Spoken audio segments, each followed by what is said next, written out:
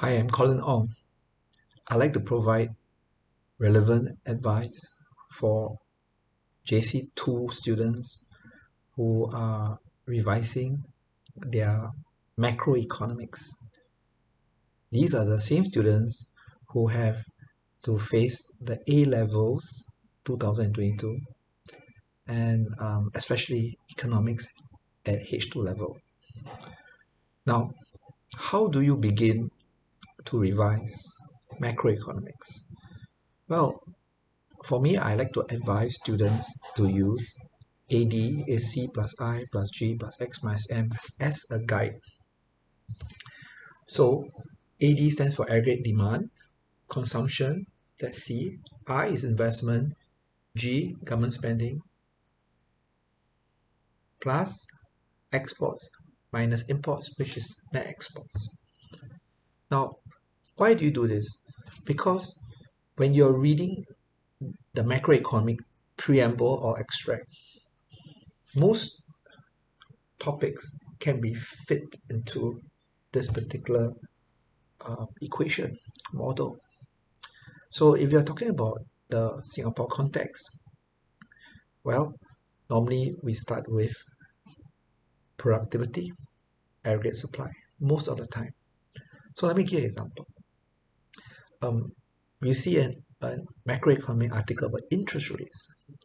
So you think about interest rates as the interest rates that affect speculative flow or hot money, or you're talking about interest rates that affects investment.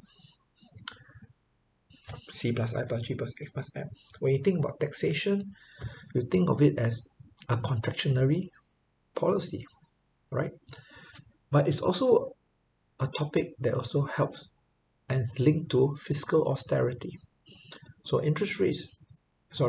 taxation is also linked to fiscal policy, right? And budgeting. When you think about international trade, obviously you think about X minus M. But when you think about international trade X minus M, what comes before that? Well, you can bring in foreign exchange, or the strength of currency affects your terms of trade, which is related to visible trade. And then you can bring in current account and eventually balance of payments. So how you approach macroeconomics is there are multi ways of maybe another way is what is the problem, what's the solution. If the problem is unemployment, what's the solution? Solution is supply side, boosting productivity, boosting international trade, boosting activity, improving productivity, and supply side. How do you control inflation, which is what we're all talking now, right? Well, some people say let's have contractionary monetary policy, which one of the ways is to increase your interest rates, or supply side where you can boost productivity by upskilling, and then hopefully with an improvement in productivity, there'll be more there'll be a greater attraction of FDI, and this will perhaps create jobs. So macroeconomics is very interesting because it helps in what I call decision making. It helps also when you're approaching JAR paper, when you do macroeconomics, because I feel that in the Singapore context, macroeconomics is very important in the way how the Singapore government makes decisions.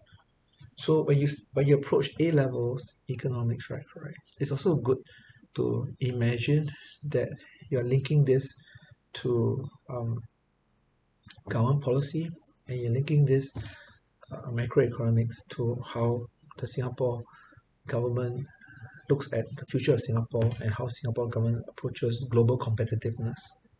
So try out C plus I plus G plus X plus M. And if you need help, you can email me, colinongts@hotmail.com, and I provide you a free trial lesson, no questions asked. So take care.